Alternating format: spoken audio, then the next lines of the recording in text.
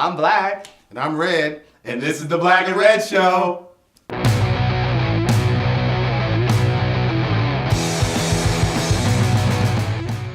Today we have Amy Thone, a very talented actress and Shakespearean teacher here in Seattle. We're very excited to have you here on the show with us today. Super happy to be here. Thank you, thank you. Yeah. So let's get right into this. I'm very excited. How did you decide that you wanted to be in theater? Oh gosh, I'm sort of one of those boring stories that I never decided. You know, it was just always with me. I mean, the stories that I'm now embarrassed. I didn't even know it was a choice actually. And I remember in high school somebody said, "Well, I'm not sure I'm going to do theater," and I thought, "Oh right.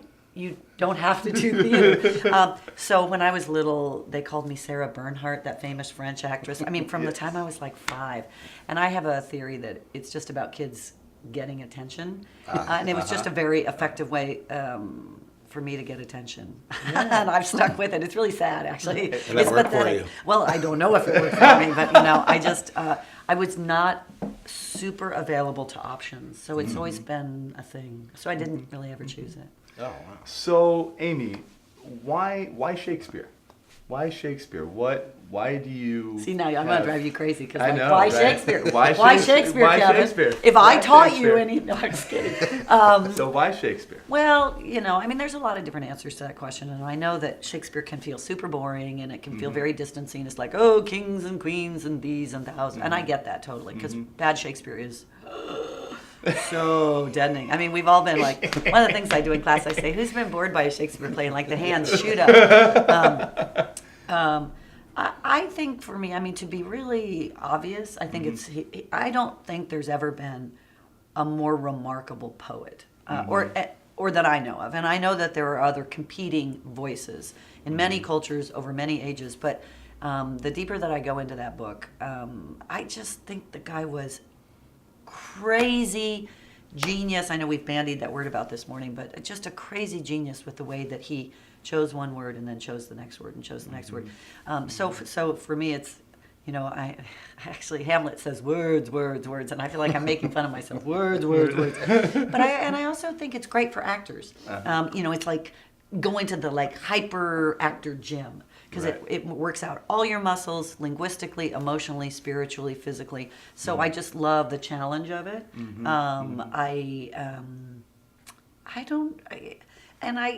I mean, it's such a cliche, but I think that he had a remarkable ability. You know, he lived in a very sexist time period, even though there was a woman on the throne, and a very racist culture, and a lot of isms in that culture. It was a very imperfect culture. But I think within that time period, he was able to sort of transcend, even he was able to go deeply into his own culture and transcend it simultaneously, which is a pretty rare gift. And I think he speaks about what it is to be a human better than any other playwright. That's interesting. That's a long answer. No, but that's very interesting, though. That's a very good answer. I like that answer. So where are you from, actually? You know. I was born in Lincoln, Nebraska. Okay. Yikes. Midwest girl. Yikes. A lot of Shakespeare out there. Tons. Just tons. A lot of cows, a lot of Shakespeare. No, I'm kidding. Corn and cows, and that's about all. But when I was 6, my parents moved to D.C., and so I was raised in D.C. from 6 to 16. Oh. And thank God, I feel like if I had just been in Nebraska, I would have exploded. So I was in D.C. for those years, and then my parents moved back to Nebraska, and that was not so good. But then I went to high school in Nebraska. Okay. So that's where I'm from. And then I moved around a ton, you know, different schools, and just... at one point, I'd lived in 8 different cities in 10 years. Man. But then I've been here for a long time. Oh, okay. Wow. So, Amy, what has been your most coveted role that you've... That of your teacher, Kevin. Yes, that of my teacher. That of your teacher. Yes. Oh, I don't know. Oh, gosh. I don't know. I mean, some of the ones that I loved the most, I was terrible at, you know, like a rank failure. I played Cleopatra this year. And it was, I mean, I will never, ever not be grateful, and I was not very good. I mean, the general consensus was not so good.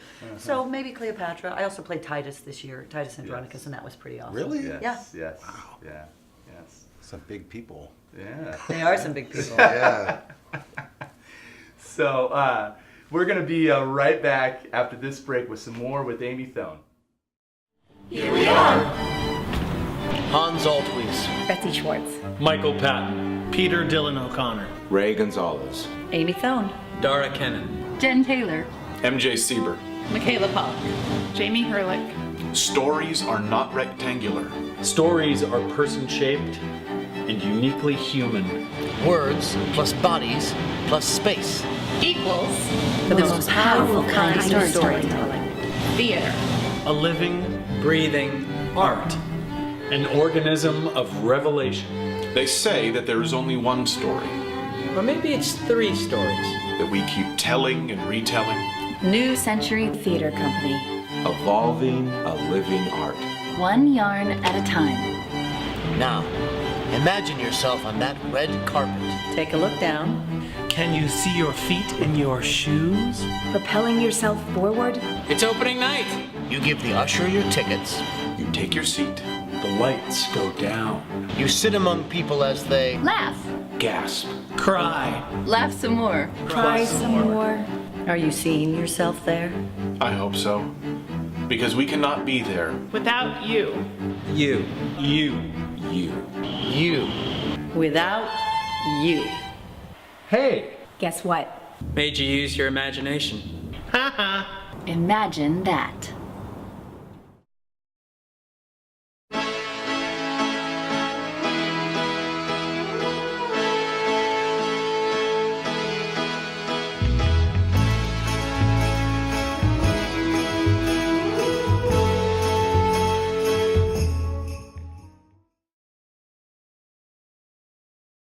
Right before the break, Kevin had a really interesting question, and I would really like to touch on that. So Yes, with New Century Theater, you're one of the founding members.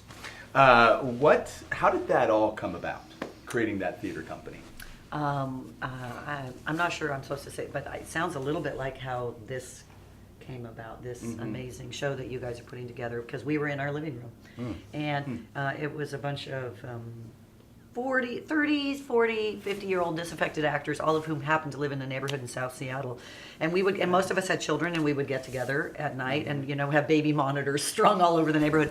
And we would drink wine, and we would talk about theater and blah, blah, blah. And at one point, classic, you're like 2 years into the discussion, and you're 43,000 bottles of wine into the discussion. Right. And someone said, let's start a company. And was like, whoa, we should have just gone, oh, no. And so we decided to start a company. It was myself and Paul Stetler and Michael Patton and my husband Hans Altwies. And that conversation has happened in a number of different times in a number of different living rooms. But we had some people that very generously in the beginning of this very nascent idea were offered some structural support. And so we still exist. We're going into production March 11th for Great. a play called The Trial, which sounds dry. It's an adaptation of Franz Kafka's The Trial, but it is a brilliant, scary script, and we're doing it in the new Satori space, which is the old immigration building, and the ID, which I'm super excited about. So we're still going, and we have an artistic director who's being paid now, Dara Kennan. good. I like So that. we're rolling. I mean, Good. How long has the theater been? How long? have you not had the very theater? long. Not very long. Gosh, our inaugural production, The Addy Machine, was 4 years ago, maybe. Okay. And for a while, we were doing one show, and then we would do one show. You get sort of like creative exhaustion. And we're all Right. parents, and we have mortgages and jobs, and some of us are acting or teaching or whatever. So we were like a little too busy. But now we're trying to get 2 or 3 shows done a year. We have a pipeline reading series that's every third Monday at Solo Bar on Lower Queen Anne. And we're starting to teach some classes, so we're getting busy. You bring up an interesting point with like families and baby monitors having lives. Seriously, you bring up the point of because as an actor, you've got to we all have our day jobs. We're not all making tons and tons of money about Coin. this. Yeah, right. We're not making paper, right, as they say in that song. So how do you balance your family life and your acting life as an actor, like a fellow actor? Like how do you balance that to enable yourself Maybe I don't. to do both worlds? How do you go about it? Yeah, it's a super good question. I mean, my glib answer is sometimes very badly. That's what people say. How do you do it all? I'm like, I don't. It's bad. I think it's a day-to-day, week-to-week, month-to-month experience.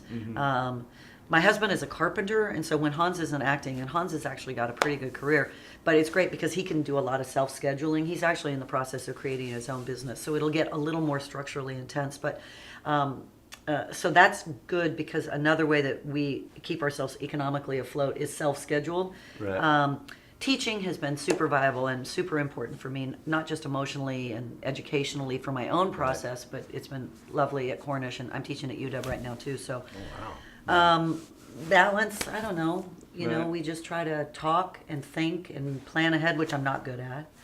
Try to bring our girls. We have 2 kids, a 7-year-old and a 13-year-old. We try to bring them with us as much as we Right. can. And they are lovely. Stella came to your combat class a lot. Yes, they're lovely kids. So we just bring them with us. They come to the dressing room. We set up, Shara used to go to sleep in dressing rooms when she was a baby. Wow.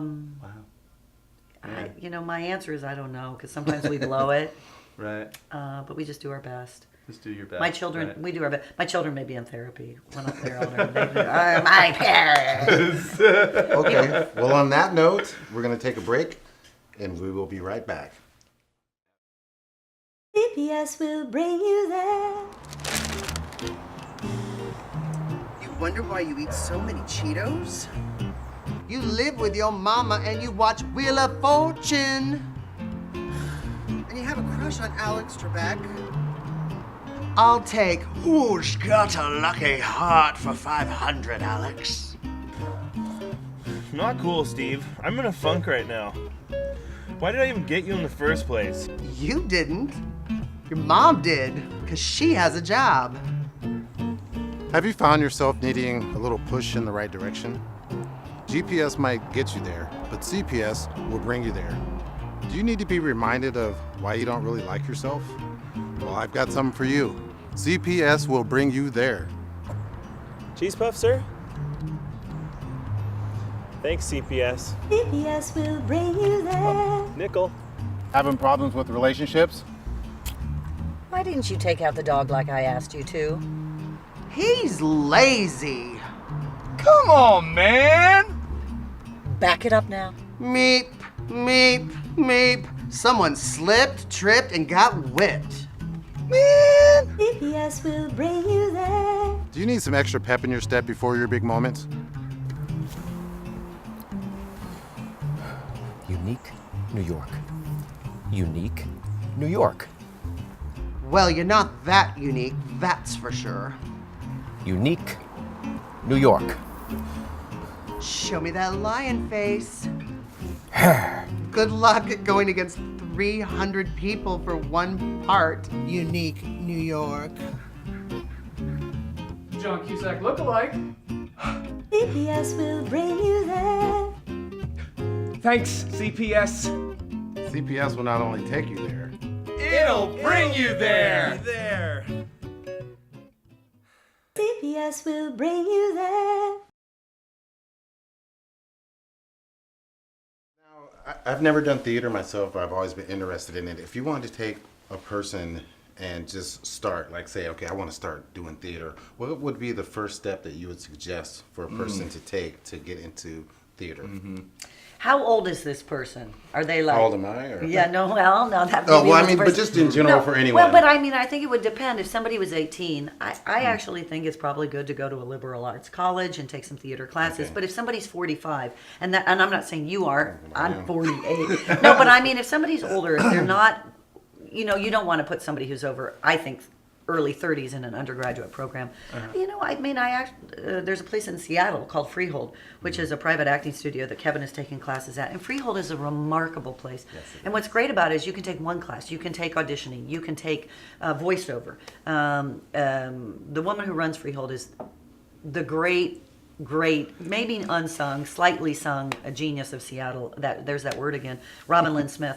And she teaches a Meisner progression. Meisner is an acting teacher, and she's the best acting teacher in America. And I say that carefully because I've been in a lot of classrooms as an actor. What was her name again? Robin Lynn Smith. And if you go on freehold.org, she teaches acting progressions there that I think are really unparalleled. Okay. She's also the classical acting teacher at Cornish and is head of the acting progression at Cornish. She's wonderful. So I would go to Freehold if I was not 20. If I was young, I would probably just look to go to a liberal arts school. Right. Also, I just audition for plays. You can go on Theater Puget Sound, TPS, audition for Fringe, which just means you're probably not going to make a bunch of money. Right. Audition, because acting is doing. You can't think yourself into being a good actor. You have to act. Right. So I think auditioning. Yeah. Is that a Without knowing the language, because it's such a different language. It You know can what I be, mean? yeah. But I mean, we all see movies, we all watch television, we have some sense of what it is. That's true. But yes, I hear you. But I think take a class or two to get some of those technical bones a little bit.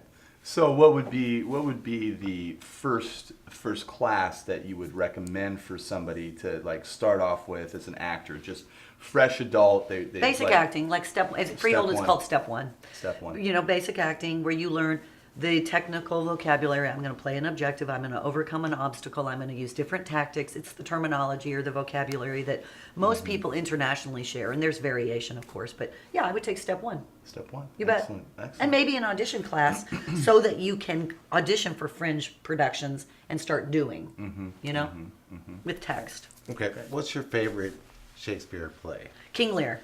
King Lear. And why is that? Oh God, it's devastating. Yeah. It's a devastating Yeah. play. King Lear goes through the journey, and you think that he's going to win, and he comes to his own sense of self, and Shakespeare rewards him with the body of his youngest daughter, because Shakespeare doesn't make things simple. No. Good is not rewarded. No, what do you do? It's a great play. It's just like it just catches you, and it just It's made a me great laugh. play. I'm good. That's what I'm here for. It's a great play. Yeah, it is. It really is. Yeah, it was too bad. I actually, was going to go see that, but it got rained out this year. So at the Engage Theater project. Oh, I saw that. Robin directed that. Robin directed that. I saw it when it was indoors. Yep.